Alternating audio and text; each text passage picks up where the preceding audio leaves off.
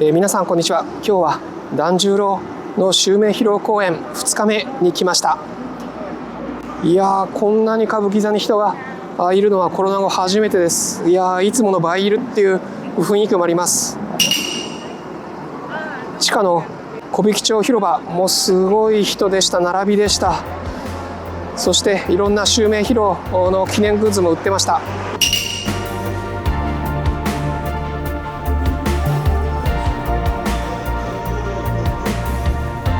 とはいえ襲名披露の今日午前の部ですけども、私は忖度なしにレポートしたいと思います。私の感じたままをレポートしたいと思います。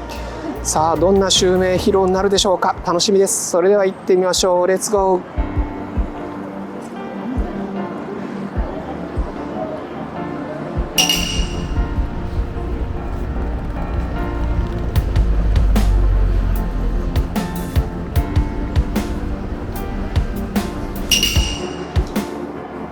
今、昼の部の最初の祝う成田小引きのにぎわいが終わりました。いや、久々に歌舞伎のなんか華やかさが満開という気持ちがしました。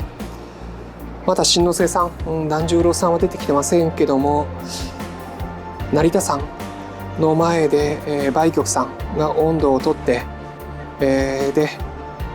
祝い、そのまま小引町に成田山のお札を届けるという設定でした。そして最後は歌舞伎座、昔の歌舞伎座の前で獅子舞があったり、あとは男立て女立てが名乗りを上げるという華やかな舞台でした。いや、本当にコロナになってから完全に満員の歌舞伎座というのを見てませんでしたけども、今日それを目の当たりにすると、いや、ものすごい迫力ですね。私は今日は2回花道側の桟敷から見てきましたけども、もう人と、そして華やかな明るい舞台だけでも圧巻でした。そしてもちろん地下にも入り口にも、そして2階にもいろいろ襲名披露、襲名をお祝いする道具、いろんな仕掛け装置があって、それがさらに心を沸き立たせます。役者で良かったのは芸者の時の役をやった時蔵さんが、なんかその妖艶さがはんなりと感じられて、素敵な姿でした。ということで、いよいよ次は勸玄君改め新之助さんがどのようなウィーローウィーローを見せるか、ちょっとドキドキしますね。それではいよいよウィーローウィリに行ってみましょう。レッツゴ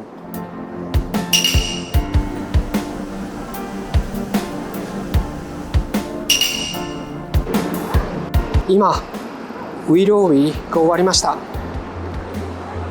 いやー、なんか奇跡の歌舞伎、奇跡の会という感じがしました。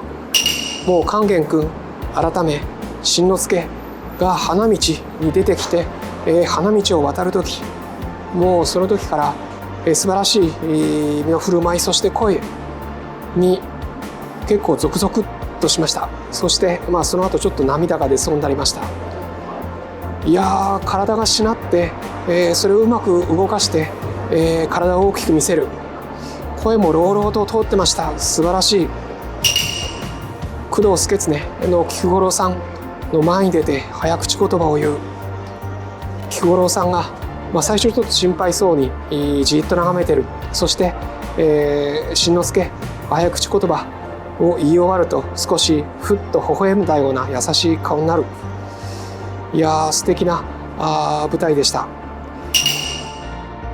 あと途中、新之助が早口言葉を言う場面で、先日実は鎌倉で、落語のジュゲムを、これはカナダ人の落語家の桂サンシャインさんで見ました。もう早口言葉を、日本語、そして英語で言う。そしてそこでは早口言葉のジュゲムのコンテストもやってました。いやーでも早口言葉いつ聞いてもドキドキしますね。いや本当にしんのすけ勸玄君改めしんのすけ君見事でした。途中には向上もありました。ウィローベリーの最後は工藤祐経の菊五郎さんがパーンとウィローベリーのしんのすけに向かって富士の狩場の札を渡してその後につなげました。考えてみるとこの11月の歌舞伎座、NHK の大河ドラマのシリーズにも合致してます。今は蘇我五郎十郎の工藤祐経に対する敵討ち、そしてこの後勧進帳ということで義経弁慶の逃亡の物語ということで大河ファンも楽しめると思います。いやー本当に、すごくうまくできるか心配だったんですけども、あまりにも見事で、感動しました。素晴らしい舞台でした。さあお父さんの團十郎どんな演技を見せるでしょうか。どんな素晴らしい勧進帳にするでしょうか。楽しみですね。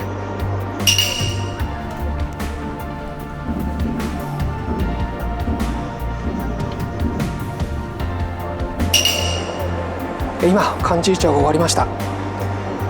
いやー團十郎さんすごい、いつもの目力見えだけじゃなくて、細かいところもうかなり体中で演技して、素晴らしい勧進帳でした。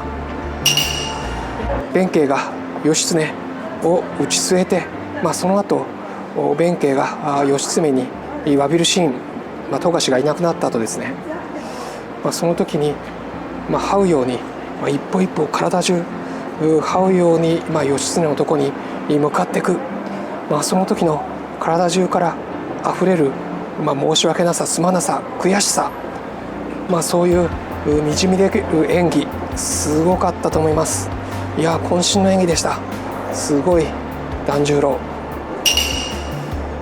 そして途中声にもかなり気を使っていたと思います。途中、後見の方からお水をもらったり、汗を拭いてもらったり、そのぐらいすごい気迫あふれる演技でした。あと鎌倉殿の13人のメンバーで猿之助さんの義経、そして義経の従者の一人に染五郎さんがいました。個人的には義経、若い染五郎さんの義経も見たいと思いました。いつかそんな勧進帳も見たいです。